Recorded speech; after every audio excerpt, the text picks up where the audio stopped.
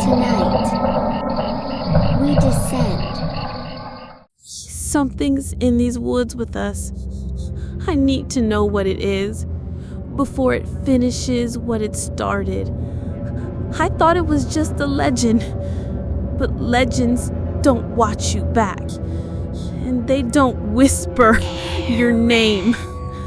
The air in the mountains was colder than Aaron expected. Even under the bright afternoon sun, the breeze carried an edge that cut straight through her hoodie as she climbed out of the van. She paused, staring up at the endless sweep of pine trees that rose like black-green walls all around them, blotting out half the sky.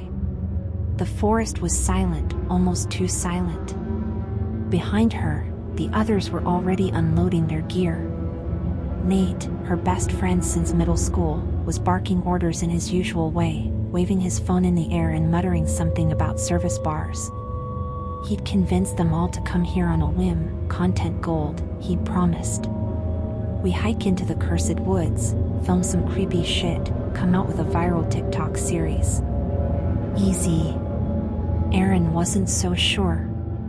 She never was when it came to Nate's ideas. But saying no wasn't something she was very good at. Yo, Erin, you gonna just stand there all day or actually help? Vanessa was already hauling a heavy pack onto her shoulders. She was Nate's girlfriend, sharp-tongued, high-strung, and perpetually unimpressed. Behind her, quiet Ben and easygoing Will laughed and rolled their eyes at each other as they unstrapped tents and sleeping bags from the roof rack. Erin grabbed a duffel and tried to shake off the creeping feeling in her gut as she joined them. Maybe it was just the altitude, she told herself. Or nerves. Either way, she wasn't about to be the one to kill the mood. The hike-in started off fine. The trail was narrow, barely more than a game path, but it was clear enough to follow. The trees loomed taller the deeper they went, blocking more and more of the sun until everything was painted in muted gray-green light. Still, everyone laughed and joked, Nate narrating into his camera phone as though he was already filming for millions of viewers. It wasn't until they stopped for water that Erin noticed it, how quiet it was. Not just quiet. Dead. No birds. No insects. Even the wind seemed to have vanished. She glanced around as the others chattered and drank, her unease growing like a pressure in her chest. Every tree seemed to lean just slightly toward them, as though listening. An hour later, they reached the clearing Nate had picked out for camp. It was a small hollow surrounded by thick pines, with a fire pit already marked out from some past hiker. The light was already fading, faster than she'd expected. Nate didn't seem to notice, happily dumping gear in the center of the clearing and filming himself with a grin. Vanessa scowled at the lack of cell reception, tossing her phone into her pack. Ben and Will started on the tents. Erin stood at the edge of the clearing, staring into the trees. Something glimmered in the shadows between the trunks. She thought, for just a second, she saw a pair of pale eyes staring back at her. Then Nate called her name, snapping her back to herself. She forced a smile and turned back to the group. But even as the campfire crackled to life and laughter filled the night air, she couldn't shake the feeling that they were already being watched. The first night passed with little more than the crackle of the campfire and nervous laughter to break the silence. In the morning, the group woke to a strange chill, the air heavy with fog that clung to their skin. Erin was the last to rise, her stomach already aching with hunger despite the granola bars and jerky she'd eaten the night before. They broke camp and hiked deeper into the woods. Nate insisted it was better content if they didn't just stick to the marked trails. The air seemed colder as they went, and the smell, something faintly metallic, followed them like a shadow. Do you guys smell that? Ben stopped, frowning as he sniffed the air. Vanessa groaned and waved a dismissive hand. It's just animal crap. Big deal. But Erin knew it wasn't just that. It was sharper. Wrong. She kept glancing at the trees, half expecting to see eyes watching her again.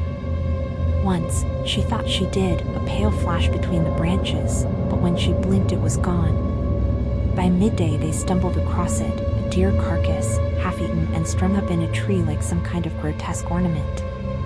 Its belly was torn open, ribs slick and glistening, one lifeless eye staring down at them. The group froze. Jesus Christ. Even Nate looked shaken for once, lowering his camera. That's messed up. Vanessa, ever the skeptic, crossed her arms tightly over her chest.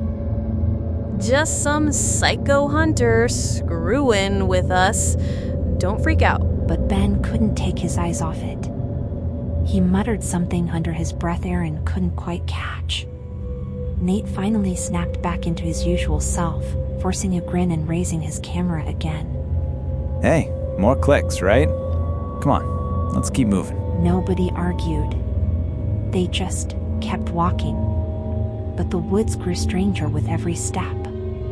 The trees all began to look the same. The trail behind them seemed to vanish whenever they looked back. Even the air tasted metallic now, bitter and dry. Erin's stomach growled constantly, no matter how much she ate. By the time they stopped to rest, it was already getting dark. Too dark. Nate checked his phone and scowled. That's impossible. We've only been walking a few hours. The compass on his pack spun lazily, unable to settle on north. Vanessa cursed under her breath and shoved her phone back into her pocket. The others said nothing. That night, as they huddled around the fire, Erin swore she could hear it. Breathing, just beyond the tree line. Slow. Wet. Hungry. When she turned to look, she saw nothing. But the smell was stronger now. Metallic and sweet. And for the first time, she thought she could hear it whisper her name. The third night was the breaking point. The fire burned low, nothing left but embers, yet nobody dared sleep. Erin sat with her knees pulled to her chest, watching the dark tree line. Every now and then she caught movement, small, sudden, branches swaying when there was no wind.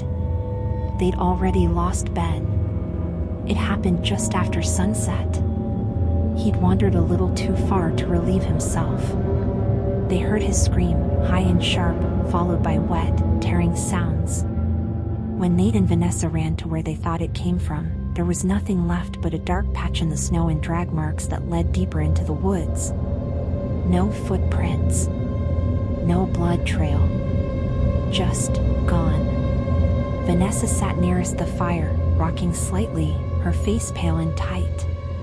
Nate kept pacing back and forth with his camera clutched in his hands, but he hadn't recorded anything in hours.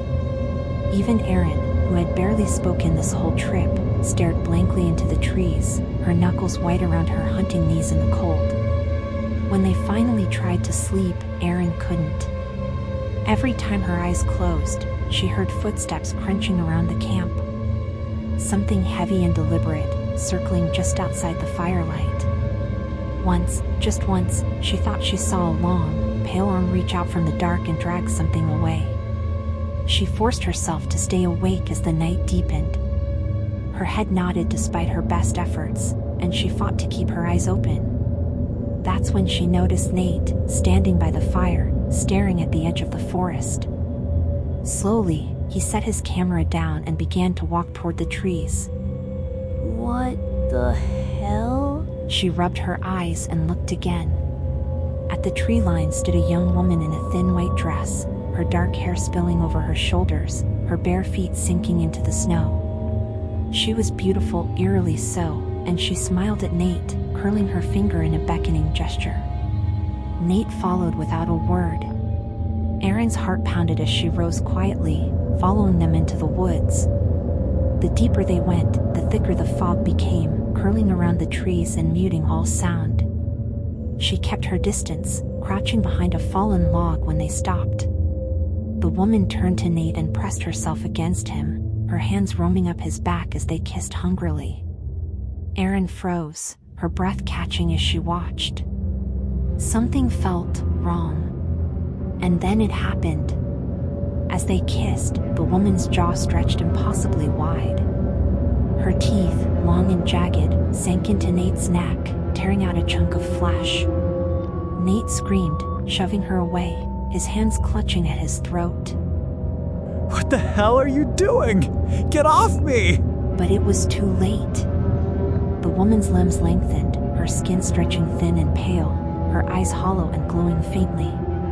The Wendigo pounced on Nate, its claws raking down his chest as his screams were drowned in the fog. Erin clamped her hand over her mouth, frozen in place. The creature paused, lifting its head, and sniffed the air. Slowly, its hollow eyes turned toward her hiding place. Erin's blood ran cold. Then she bolted, sprinting through the snow, branches slapping at her arms and face as she ran back toward the faint glow of the fire behind her. Erin burst back into camp, her breath coming in ragged gasps, the glow of the dying fire a welcome sight. She collapsed by the embers, clutching her arms to her chest, her clothes streaked with snow and blood. The sound of her return jolted Vanessa awake. She sat up abruptly, eyes wide, scanning the darkness. What happened? Where's Nate? Erin's words tumbled out between breaths, frantic and sharp. It got him in the woods. There was this woman, but it wasn't human. It tore him apart, Vanessa. It's still out there. Vanessa froze, staring at Erin. Her eyes flicked to the blood on Erin's hands, but she said nothing. Then Erin stiffened, her head snapping toward the tree line as a sound carried through the fog, a low, guttural growl, followed by the faint crunch of snow. The creature was coming. Vanessa scrambled to her feet, her chest heaving. Erin grabbed her arm. We have to hide. The two of them ran into the woods, darting between trees, the mist swallowing them whole. Branches clawed at their arms as they ducked behind trees and rocks, every sound magnified. They crouched low behind a cluster of fallen branches, the cold biting at their skin as they tried to quiet their breathing. The sound of heavy steps grew louder, then slower, circling. It was hunting them now, sniffing the air, scraping its claws across the bark as it closed in. Vanessa kept stealing glances at Erin, her jaw tight, her hands trembling. Erin didn't notice. All her focus was on the dark silhouette that moved between the trees, impossibly tall, its hollow eyes glowing faintly as it stalked closer. They stayed as still as they could, the air thick with the smell of iron and rot. The creature passed within feet of them, pausing to tilt its head, listening.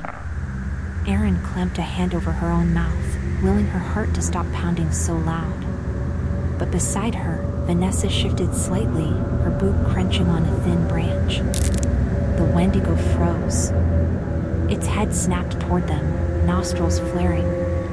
Then it lunged.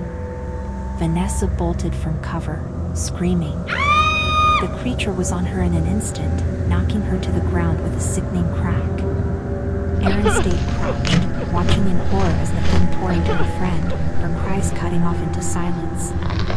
The woods fell quiet again. The creature lifted its head, sniffing the air one last time, before slinking back into the fog. Erin stayed hidden, frozen, her breath shallow and eyes wide. When she finally crawled out of the brush, the camp was empty, the fire cold. Only she and the woods, watching each other. The search party arrived at the campsite 3 days later. The woods seemed calm now, the snow pristine, as if nothing had ever happened. The fire pit was long cold, surrounded by trampled footprints and faint streaks of dried blood that faded into the trees. They found her sitting by the ashes, her arms wrapped around her knees. Erin didn't look up as they approached. Her hair hung in limp, matted strands around her face. Her skin was pale, her lips cracked and colorless. Miss? Are you hurt? She didn't answer. One of the men crouched closer and gently placed a hand on her shoulder. She flinched at the touch but didn't pull away. Her eyes finally lifted to meet his, wide and glassy, with the faintest reflection of something hollow flickering in their depths. The rescuers swallowed hard.